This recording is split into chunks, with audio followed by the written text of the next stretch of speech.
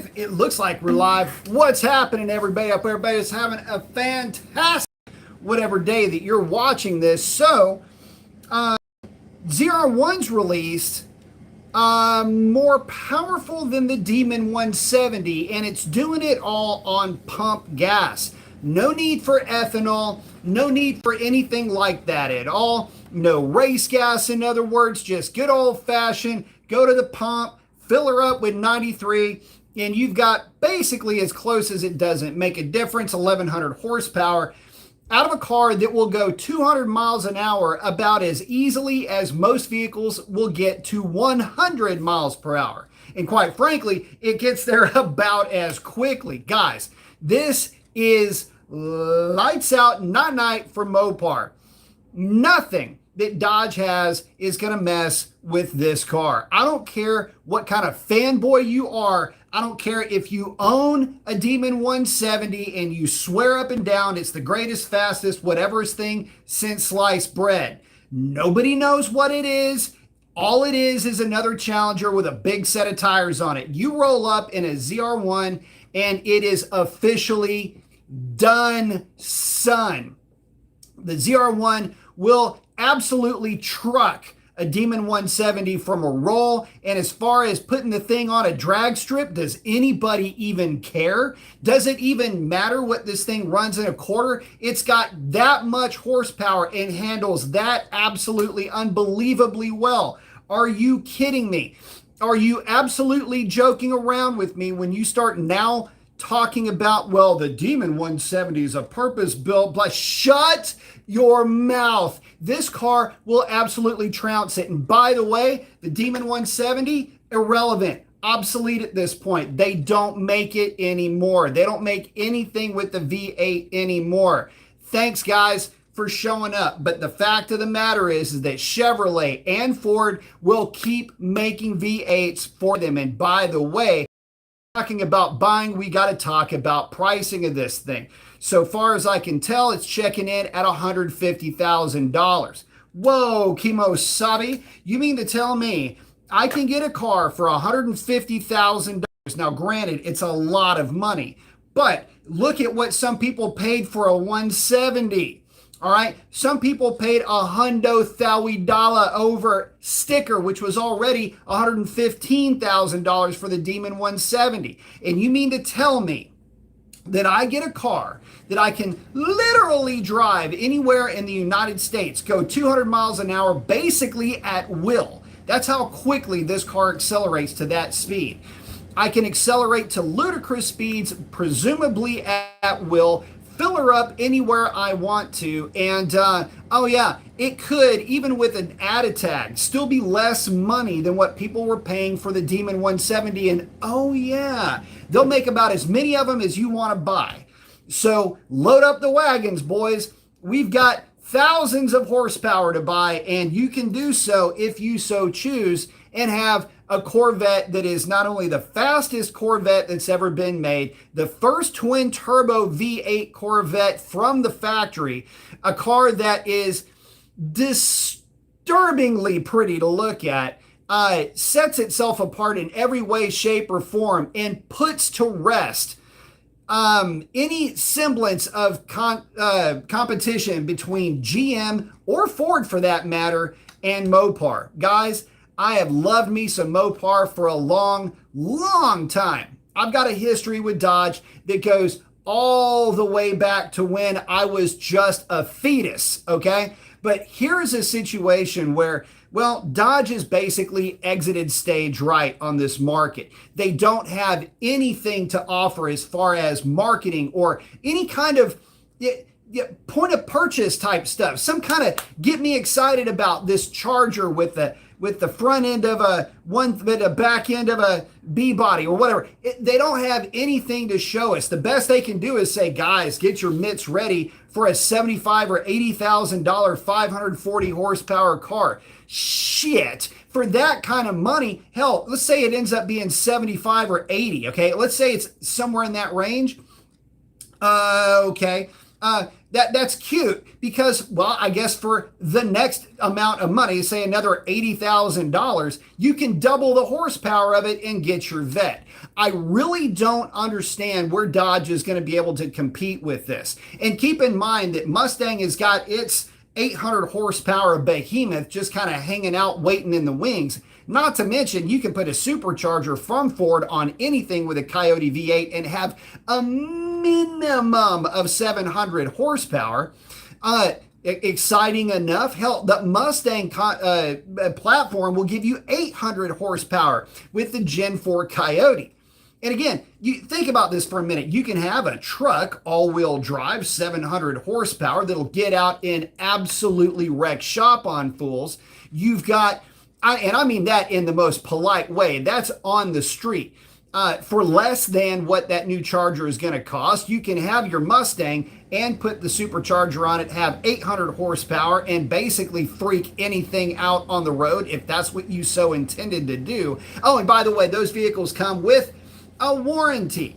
And you can have those. Hell, you could buy two of those, one for yourself and one for a buddy, for what it would cost you to try to find a Demon 170 on the used market right now, which, by the way, you should start seeing them creep up a little bit now that this ZR1 has gone ahead and made it to the party. See, best is only best until better shows up. Isn't that the truth, right? Well, Demon 170 was best in a weird kind of a, like, not all that interesting party. Interesting just became so with the ZR1 making it in.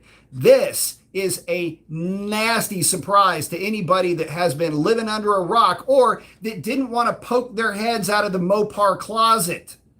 Guys, this is it. There will be no reason for anybody to get worked up, lathered up, or otherwise excited about a Demon 170. What's it gonna do? Go down the quarter-mile track? Wowzers!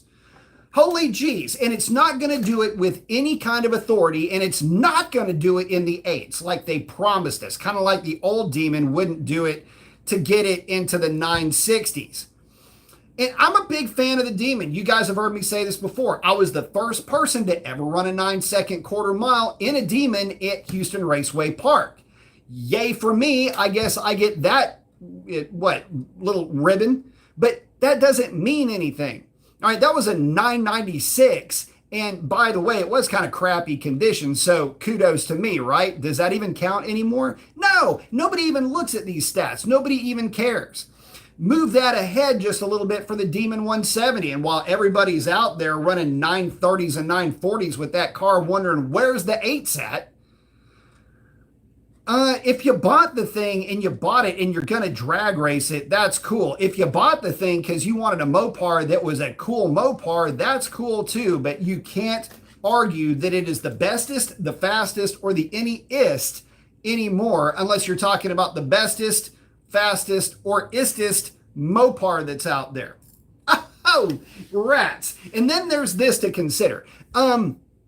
The VAT, I mentioned this already, but the VAT will do all of this action on a gasoline, the 93 octane gasoline. The 170 won't. So again, I've got to ask, what do you want a 170 for? Oh, and the 170s that you can still find, yeah, they're still getting quite a bit of add tag getting thrown at those things. Guys that bought them, that are trying to sell them on the used market, are trying to get their add tag plus 10 or 15% out of them at that. So what are you going to do? Let me ask you something. Would you, let's say $150,000 is the sticker price on a Vet, and you got a $30,000 add tag that puts you at $180. What are you going to tell me that you would spend $170,000 or $180,000 on a Demon 170, or spend the extra 30 grand and get the ZR1? Look, you've got the money. If you're talking about these types of purchases, you've got the means. You ain't worried about money. You're not worried about $20,000, $30,000 when it comes to a purchase like this. Which car do you get? Do you buy the Dodge Challenger? I don't know that you do. Anyway, let me check in with you boys. Scrolling to the top, Marco Muay Thai's first in. DM. He's got The ball guy with the shades and the cadence to get it done. Got the flex from my man. Brent is in. Hard Rock is in. Happy Saturday to you. Brent, the 170s are junk. Some will agree wholeheartedly with that. Damn, Brent, no kidding. The motors are bad. Ugh, that's not good. DM saying if Racer X can afford it, he should ditch the Demon and get the Vet. Bro, I tell you what, I'd have been like this. Going to the Corvette store. Yay! What color do I want? I think I want a white one. I like Corvettes in white for some reason. Chevy is taking Dodge to school here, X, for sure. David is in.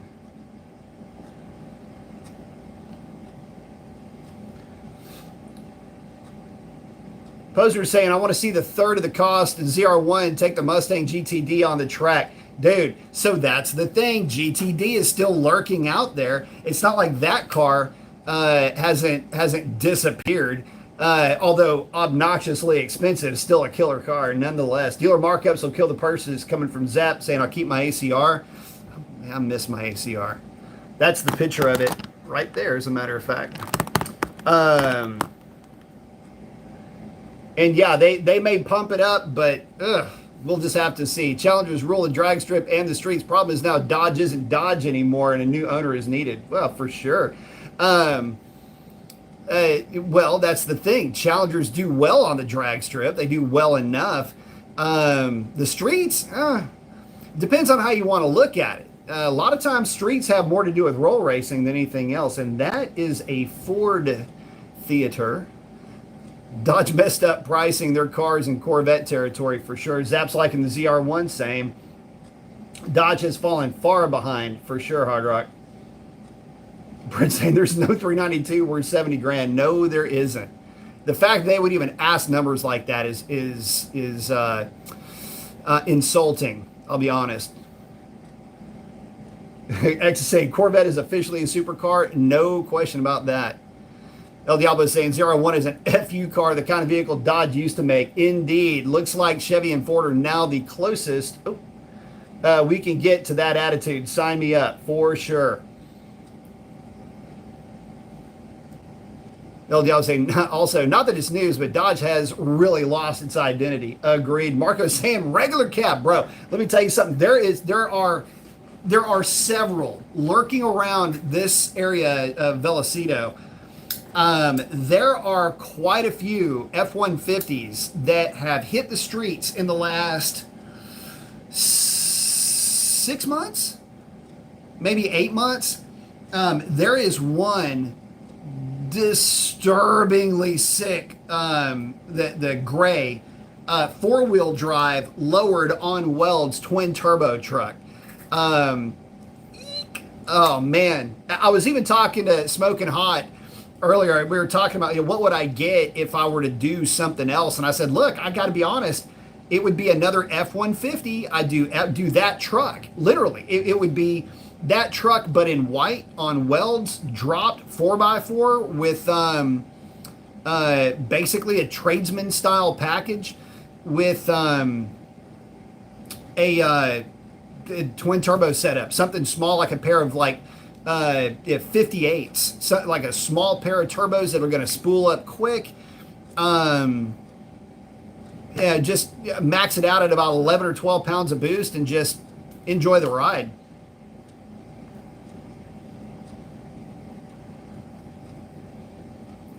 Martin saying, how many years have they had to come up with something original? The modern muscle is sweet, but you just can't make the same thing every year since 2015. Exactly. See, the thing is, and this is the thing that draws me up, Martin, that we had an opportunity. They were rumoring a 5.2 or a 5.5. There was no agreement as far as displacement. Dual overhead cam V8 that was going to be a rival to the Coyote. We never got that. We never saw that. And in fact, we were supposed to lose the LX platform in 2019.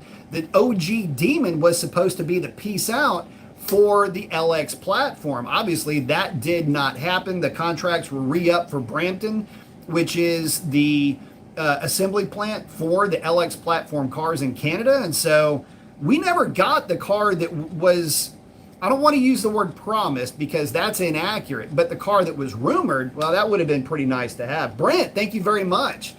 The wife and I stopped to look at the Corvette Z51 package in yellow, not bad at 82K, when they want 70 plus for 392s and 80 to 90 for Hellcats now. So let me tell you about the Z51 package. Awesome car.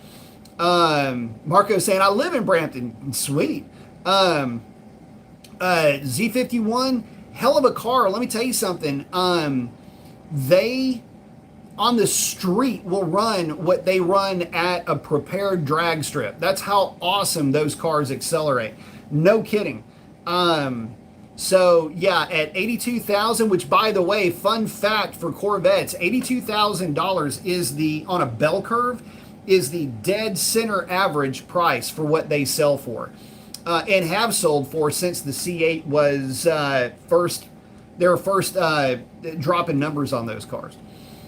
But yeah, when they're asking 70 plus for 392s, and you can get a vet for a little bit more money. It's almost like, yeah, it's absolutely worth it. Plus, I mean, on the street, dude, on the street, it ain't even funny the difference between the two cars. Or saying Dodge need Taj. Dodge needs a lot of things. Oh, El Diablo's asked, I have a slightly unrelated question to the overall topic tonight. The mention of HRP, jiggle the brain cells. Where's the best drag strip venues left in the great state of Tejas to frequent? Pine Hill, which is in Lufkin. Austin Hayward is running that track. If you go there, tell him I said hello. I have not been to Pine Hill in a long time, but he has done a lot to renovate that track. He used to run HRP, and so everything that he was doing at HRP got moved to Pine Hill. Ennis, it would be the other quarter mile track, which is in, well, Ennis, Texas. And then you've got Maximum, which is an 1/8 mile, which is on 45 on the south side of Dallas. So those would be the only ones. Oh, and then you have Evadale, which is in Beaumont, which is kind of near the Texas-Louisiana border, which is at the old Evadale Airport, which is a killer little track. So we've still got some drag strips, but eerily enough, nothing local to Houston other than HMP, which is an 1/8 mile track. So if you're into 1/8 mile, we do still have that venue going on in Houston. I am not an 1/8 mile guy at all. It's fun. It's an interesting experience to go watch. I'm more of an 1/8 mile spectator than I am a participant, unless I'm getting the ask to drive a car. I'm typically up in the stands with my tea and my Frito pie.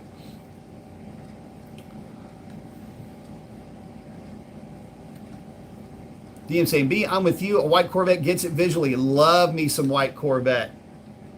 But thank you, Brent. I appreciate the contribution as always, buddy. But yeah, the Corvette, man. If you haven't had an opportunity to spend any time anywhere near that car, it is a different animal in person. The more you get to the more time you get to spend with that car, the better it seems like that the experience is. El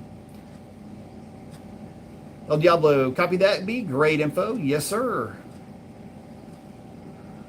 Hardrock saying that the new Corvette looks like it belongs in a Star Wars movie. I'll take it, though. I like it. At first, I wasn't really all that on board until I started seeing them more and more in person. And I got to admit, in person, it's a stunning vehicle. Skid's saying, hey, B, what's up, Skids? Waiting for Chewbacca to come out. Hey, I'll take it. I like it.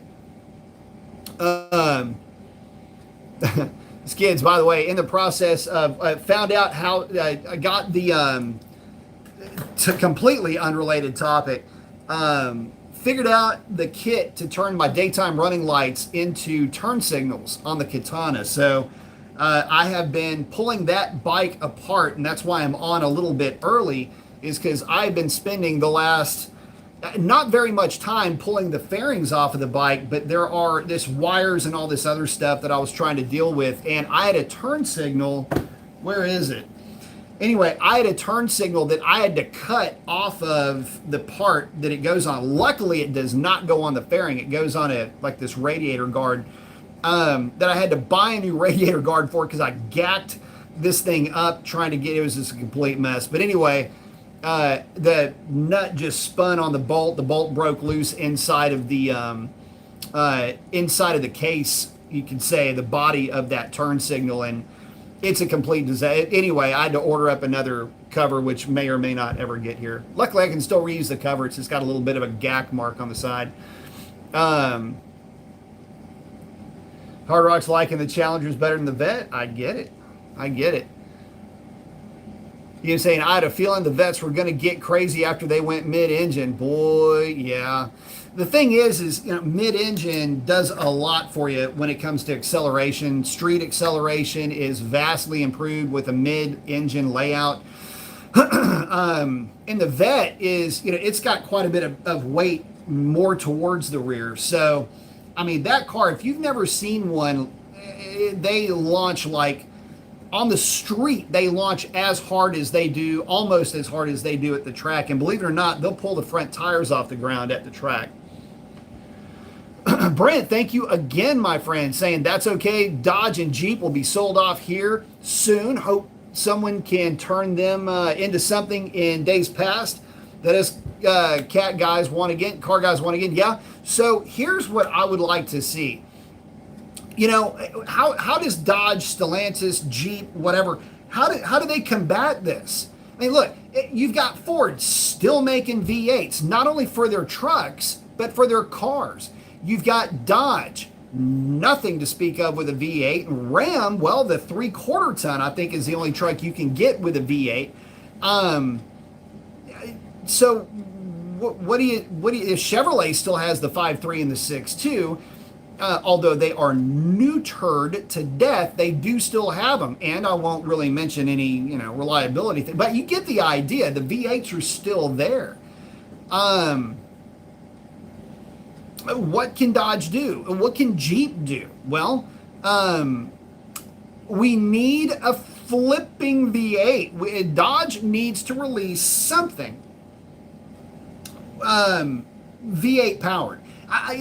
The reason I have been kind of anti V, I don't want to reset. I haven't been anti V8, but I've been very pro Hurricane 6-cylinder, mainly because I see the value in it. I see how good that it can be, but I've also said the market should allow for a V8 offering, allow the market to do what it wants to do.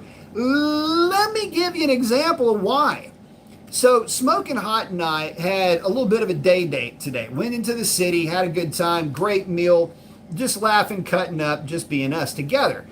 And my 4-wheel drive, Coyote powered crew cab F-150 will not average worse right now than 18.1 miles per gallon on this round trip that we had. We had city driving, highway, the whole bit, mixed traffic. 18.1. And I'm not driving the thing like slow. I drive the truck like I drive my truck. And the Hurricane 6, you keep hearing that this truck is getting worse and worse fuel economy than the V8 did, the old Hemi did, but certainly worse than the Coyote. The Coyote, shoot, man, I mean, the 5.3 might be just on par with the Coyote in terms of what kind of fuel economy it can knock down. The point is, this 3-liter engine that should be the best in class for fuel economy is, well, it's kind of the worst. Now, I do run premium in my truck, and I would suggest if somebody had a Hurricane 6, don't waste your time with regular gasoline or 89 octane. Run premium in the thing so you can at least get the best fuel economy and performance, or at least get the performance that you bought out of the thing.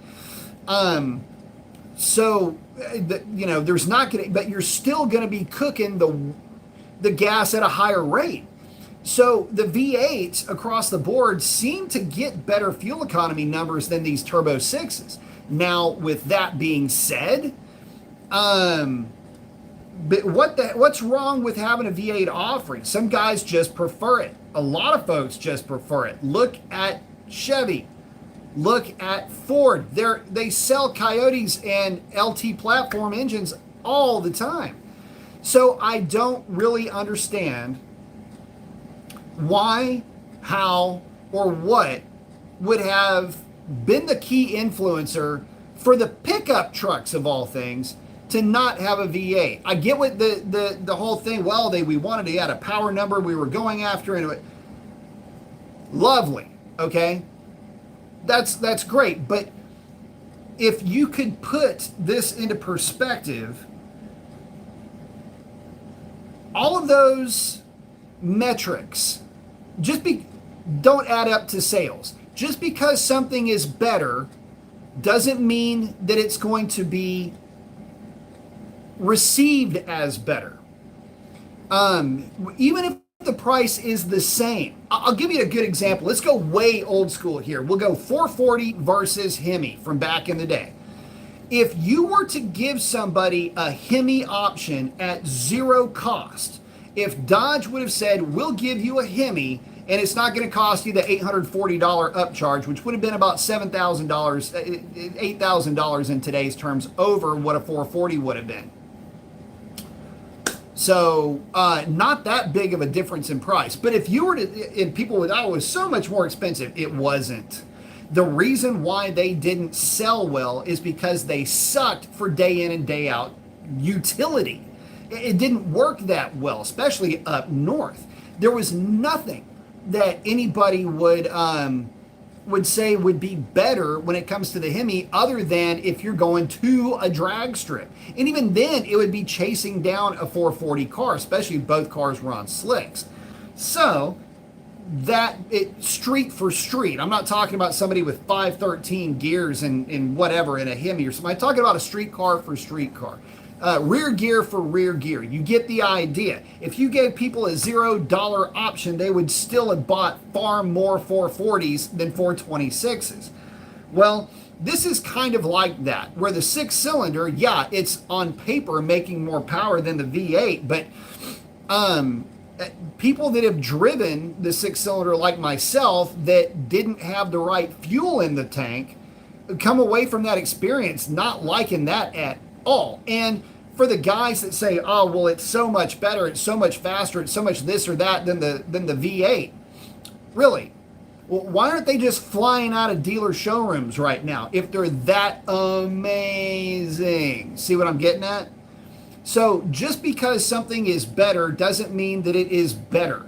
And the issue that I see here is that long term, not having a V8 of any kind for a pickup truck is a bad way to go about doing business. Long term, for a half ton, long term, not having a V8 in your performance car,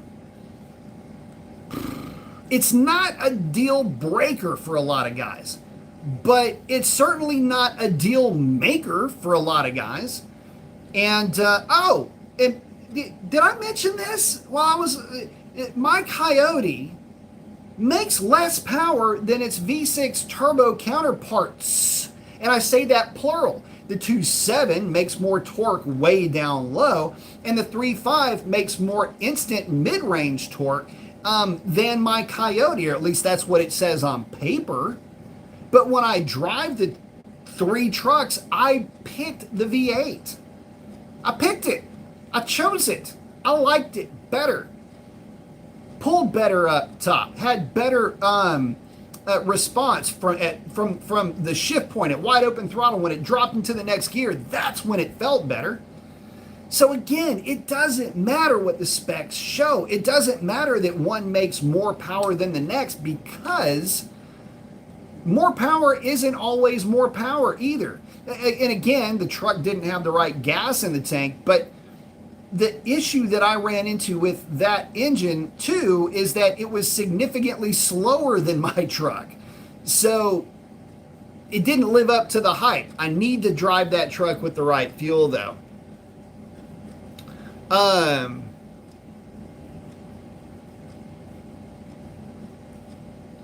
Let's see.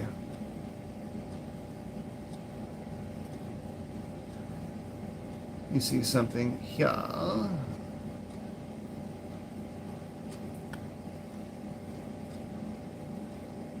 Oh, just messed up here.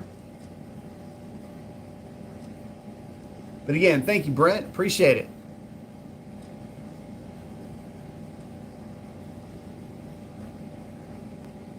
DM saying Chevron deference is gone. Who's going to produce crazy first? Vet came in at a good time. Yep. Marco's asking, do you like the 5.0 better than the 6.4? If they were both in a 1500, what would you take? Okay, if it was the 6.4, a la 485 horse 6.4, I would probably go with that in a Dodge pickup truck. Matter of fact, I have said it repeatedly that if Dodge would have put the 6.4 in a Ram 1500, there would be no question as to which way I would have gone. I mean, there is a legitimate power difference between that engine and the 5-liter. The 5-liter is really good, and if you plan on doing any modification, that 5-liter is extremely difficult to beat. So there's that. But if you weren't planning on doing anything and you could get it in a truck, and let's say they mess around with the tune a little bit to deal with the added weight, the added wind resistance, the added rolling resistance, and the fact that it's going to have to tow stuff. Let's say instead of 485, it's 465 horse. That would still be just the other side of more than the 5-liter when you run it on E85. At least that's how it performs. Now, keep in mind that the 5-liter is always going to be about 600 pounds lighter in whatever configuration that you get than the Dodge. So when you look at it from that point of view, just a performance perspective, A to B, they would be fairly evenly matched, with the 5-liter maybe having a slight advantage on E85, or at least they would be in parity with the 5-liter on E85. But I like me a lot the 392. A long time ago, I did a video saying that the 392, in my opinion, is the best engine Dodge ever produced. Because of the power that it offered to the masses and the fact that you could have this extremely powerful package that was reliable. It did a lot of really good things. It was in a heavier car. It needed a bigger engine. And the only downside to the 6.4 was the chassis and the platform that it was bolted to. Lighten up the truck a little bit, put a 6.4 liter in it, and now you've got a truck that's, a mid, at least a high 13 or a mid 13 second truck, even at the weight that it's at. So, definitely quick, definitely fun.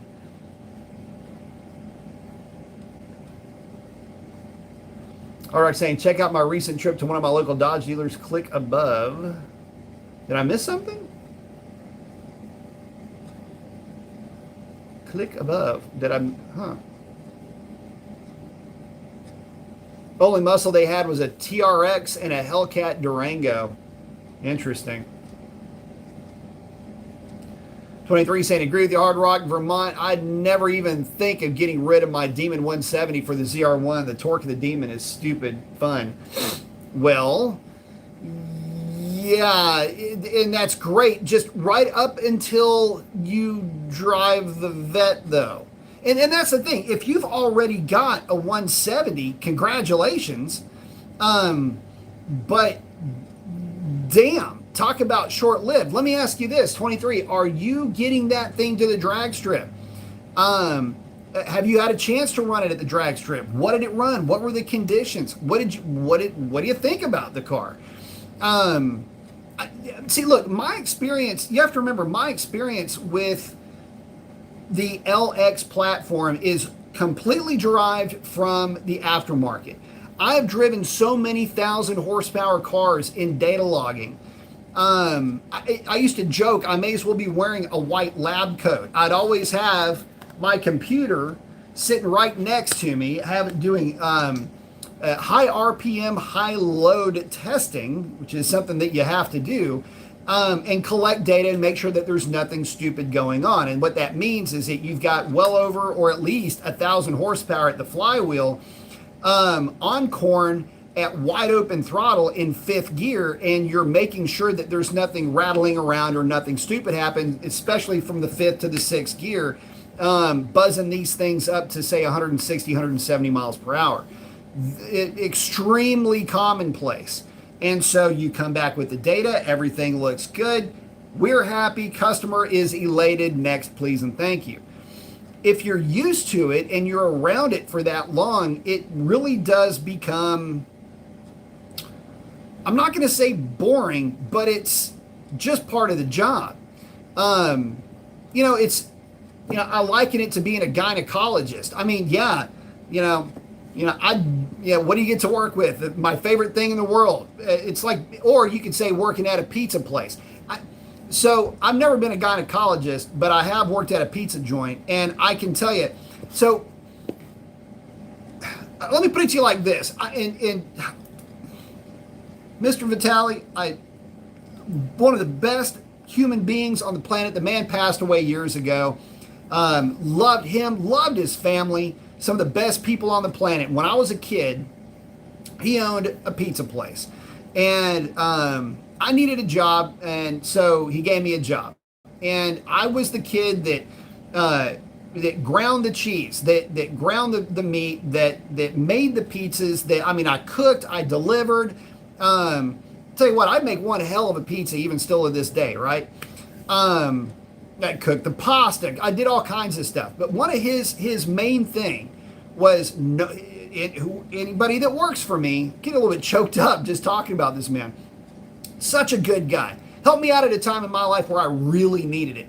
But his thing was, look, nobody that works for me will ever go home hungry. If you're ever hungry, if you've got some time, cook yourself up something. You know how to cook it, just make yourself up something. Family's hungry, make them an antipasta, make them a pizza, make them, cannolis, whatever you want to make, just make it up, chef it up, take it home. Don't even have to tell me about it. And there was some genius to this guy. So, and I think I lasted longer than most. So for, at least 3 or 4 weeks, I was taking stuff home every day. I was eating every day. I think I gained about 20 pounds. I mean, life was good, right? But especially for the first couple of weeks. And after that, things started to wean off a little bit. And sure enough, he goes, he goes, kind of sick of it now, aren't you? I was like, man, I don't even want to look at this anymore. He goes, yeah, that's what I figured. It lasts a little bit longer, but he goes, he said that it still stands. You can have whatever you want whenever you want it. So I'd be back there. I'd chef up like a burger, or I'd, grab one of the grilled chickens and, just do something like that. But it was really funny. So the reason why I offer that up to you is just to tell you, look, when you're around high horsepower stuff a lot for a long time, it's like being around something that you love, but you're in front of it every single day. And yes, you still have a passion for it. Yes, you still love it, but you also have to deal with the situations that are not really flattering to that particular platform. Stuff breaks. Parts don't show up on time. The wrong parts show up over and over and over again. All kinds of things can happen when you work at a shop. So it takes a lot of the wind out of your sails. But if it's something that you're passionate about and you're using it and you're enjoying it and you're actually getting out there and doing something with it, yes, I love to hear those kind of stories because I love to hear of your success. So anyway, let me get back in the middle of it. Marcel's saying, obvious Mopar fan here, but I'm all about GM and Ford still developing V8 power, especially what the Gen 4 Coyote is capable of with four-wheel drive and a 10-speed. Oh my God, the truck. I have not seen this kid get after it with his truck. I am hoping that I get a chance to see that truck in action, but it is despicably pretty. I got to tell you, it really is. All right, saying, amen, Gould. This kid saying the 6.4 made it to the Wrangler, but not the 1500. Just never made sense. That 1500 GT would have been amazing as a 6.4 offering. Bro, I'm telling you, Why they didn't make an RT with the 6.4, I cannot answer that question. I can't. It is one of the all-time stupidest blunders on the part of the Ram brand is to not put the 6.4 in as an offering. And I don't care. I don't want to hear anything about EPA nonsense. Just absolute balderdash. I will not listen to that argument. I will not even allow it to be tabled. The fact is, it's a pick 'em up truck. You could have put a 6.4 liter in it the same way that Chevrolet put the 6.2 in it, except don't get greedy with your trim level. Give us a little bit of a hot rod pickup truck, and I would have shut my mouth about any other issues with the Challenger going away and, oh, it's getting a 6 and all this other stuff. I'd have just been dumb and stupid happy with a truck like that, and they didn't make it. Hard Rock saying Dodge will come out with something faster. They always do. They're just behind because of the corporate a-holes who own the brand right now. Well, let's hope that that can change. Sovereign saying he's watching trucks beat in Minnesota. Very cool. Noab is in, my dude. What is up? Hope you are doing well. But speaking of doing well, we do have at least the Corvette to talk about. And say what you will about the styling, say what you will about the costing, say what you will about the transmission being a DCT, say what you will about whatever it is that you will say it about, that you will say. Did a little Kamala thing there for you. Anyway, the fact is, it is a sick to death sled, and it will just kill. I mean, I hate using terms like that when it comes to racing, but what else do you say? I mean, the common vernacular does hold some credence here. It's going to lay waste to anything that rolls up on it that is not significantly modified from the factory. Oh, and that's the other, modified from the aftermarket, and that's the other thing I wanted to get to. Okay, so talking about, let's be real here. These cars really aren't dig racing, right? This ain't Main Street digs. This is highway pull type stuff now that we're getting into. The Demon 170, yeah, good luck trying to launch that thing on the street. Realistically, it ain't happening. I don't care what kind of voodoo you do with the interiors of it. It ain't going to get there. Brent, thank you very much again, bro. I do appreciate it. I love Dodge, but they ran those bodies for too long. I wholeheartedly agree with that.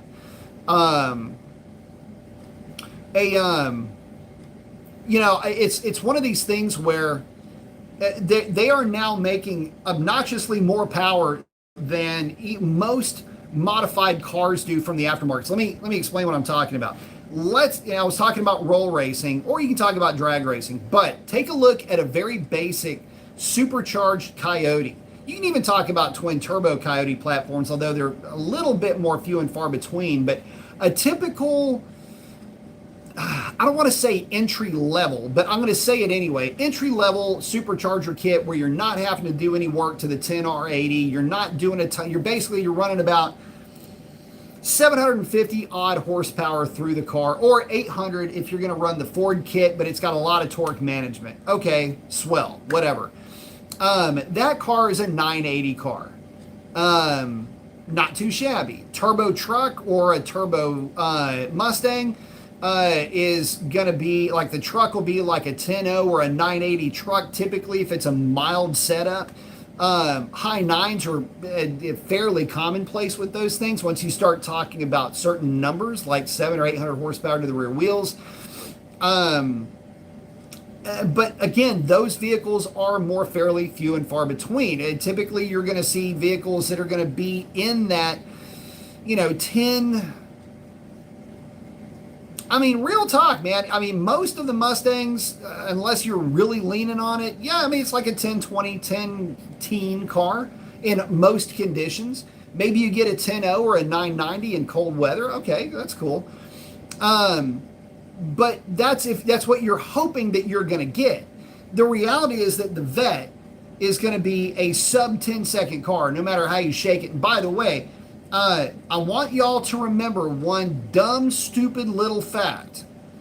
They already put a Z06 in the 9s with a factory tune on sticky tires. Set up like that, right back over Yar, okay? They've already put one in the 9s, boys. What do you think they're going to do with the ZR1? It's happening. It's going to happen. And these cars are going to go deep into the 9s when people start putting tires on them and get them on a sticky track. Boys, I tell you what, I don't have the money to do it, and I have not won the lottery, but the signs will be obnoxiously clear if a white ZR1 just happens to be in the background of a video at some point, sitting on welds with the passenger seat missing. So there is that you're going to have to take a look at.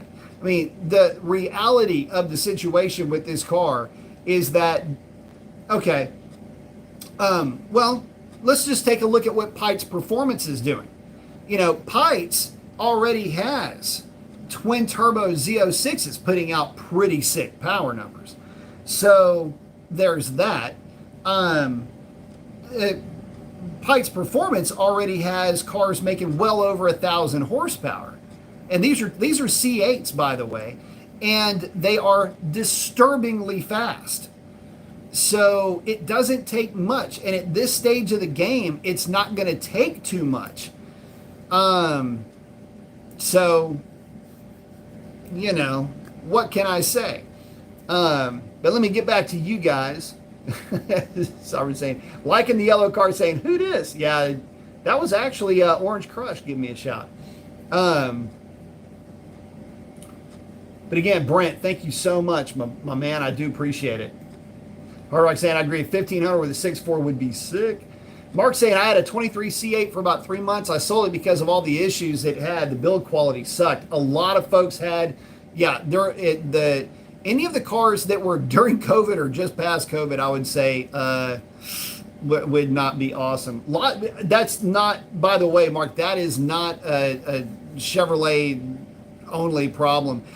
Lots of folks that bought really the 21, 22, and some of the 23 model year vehicles have had issues. My Ram was a 22 and it had problems. So, but I'm sorry to hear that you had an issue with that. But yeah, I get it. That's why I got rid of my Ram. It was just build quality issues left and right, and I could not deal with that. Hard Rock saying they need an all-wheel drive Challenger with a newly designed Hemi. Run it 1,200 horsepower stock tune and it will rage. Yeah, I would hope so. Hard Rock saying sell your fleet and get a ZR1. I don't know that a bunch of used motorcycles are going to get us there, but it would be nice if it could. We'd have to wait a minute. But yeah, it's the thing. Oh, so to Hard Rock's point, you know, a long time ago, I would say, well, it was back in 2017. On my show, had predicted wrongly, I would say very wrongly, that the OG Demon was going to be all-wheel drive. Now, I was wrong about that, clearly, but the writing was kind of on the wall, right? Like, wasn't it? At some point, you'd have thought that there would have been a drive. Once you get to a certain power number, for the street, it just doesn't make any sense. Now, granted, you know, it's going to be difficult to make a system like that work. Maybe in the Challenger, I probably could have worked in the Charger, considering that they did have police pursuit cars that were all-wheel drive. Beef up that system, and next thing you know, you've got a hell of a street car.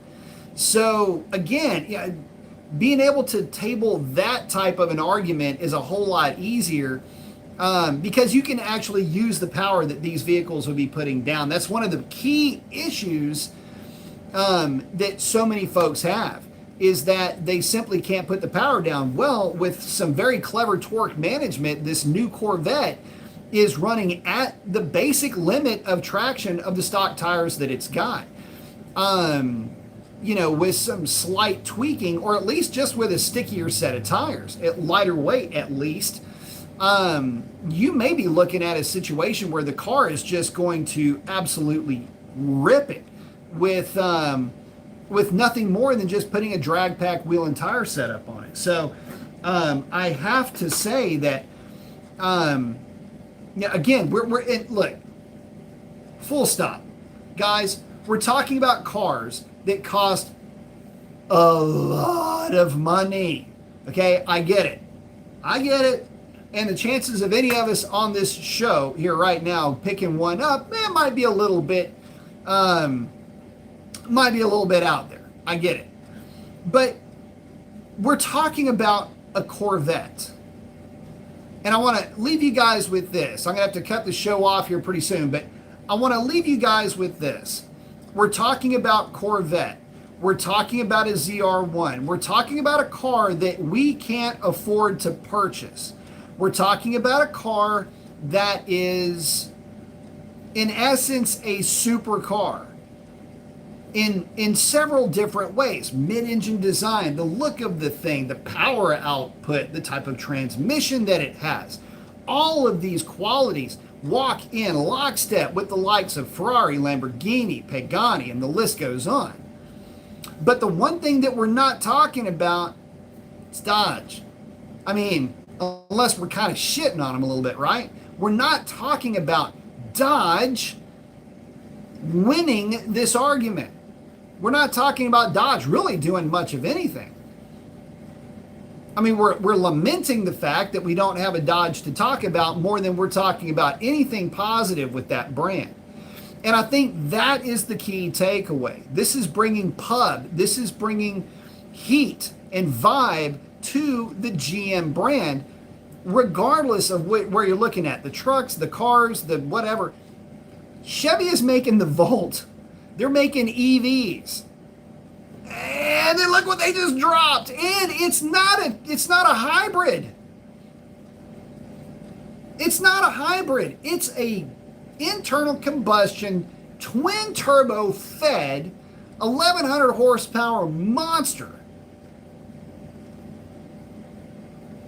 Lesson here somewhere, guys? Lesson anywhere? This is what happens when you stop developing at around the 2018 or 2019 area. Like when you just say, screw it, for the next 5 years, we're just going to keep making the same engine, the same transmission, the same interior, the same car over and over and over again, and people will keep buying them. Instead of, okay, guys, the Hemi, yay, did great. We'll do Project 904, the second verse. We're going to call it a Hemi. It's going to be a dual overhead cam. It's going to be 5.2 or 5.5 liter. Make it whatever. We're going to put it in this. This is the new plan. This is what we're doing this with, whatever. We need to supercharge it. Great. We'll go from 700 to 900 horsepower. Doesn't matter. We've got this. Make it happen. These are platforms that could have still survived through this weird whatever era, this V8 killing era. This V8s that get better fuel economy than the 6-cylinder turbos that are replacing them, that are supposed to get better fuel economy than the V8s that they're replacing, but they get worse fuel economy because of physics. Okay, and this is what happens when you have politicians designing cars, not engineers. And so vote accordingly. With that, guys, let me check back in with you guys for the last outros, and then I have got to bounce. DM saying iron sharpens iron, let the performance showdown begin. I agree. Skid saying what Dodge needed was an all-new redesign with a 4-valve V8, all the while bringing out electric and hybrid offerings to appease the EPA. And listen, if I've been saying this about EVs for a long-ass time, they have their place. They are better than internal combustion engines in some environments. Make the EV and market it towards its strength, and you've got a winner. Yet you can't screw this up. It's like I'm handing you the freaking bread and I'm handing you the ham. This they would make it anyway.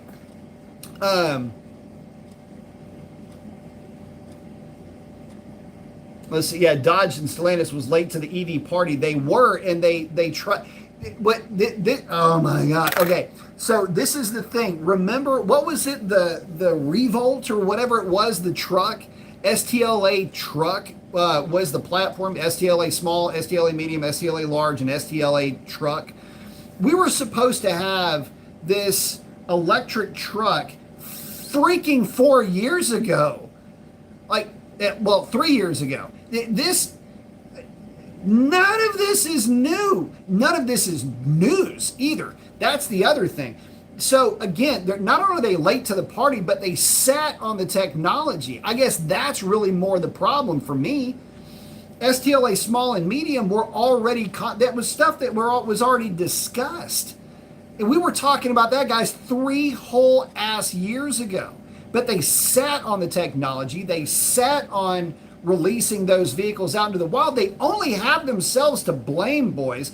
It has nothing to do with the Hemi. It has nothing to do with that. It has everything to do with the fact that Stellantis, Dodge, Chrysler, Ram, Fiat, whatever, they didn't release the vehicle that they said that they were going to release. If you sit on a product, you can't get mad that it doesn't get sold. Remember that? How do I say? Chevy and Ford are way ahead in the performance market, way ahead, which is sad. Love the Scat. Love the Scats too, but look how hardcore Ford will support their own vehicles as a performance. Look at what they do with the trucks. You can get your own sleeper truck. You can go. You want to talk about spooky.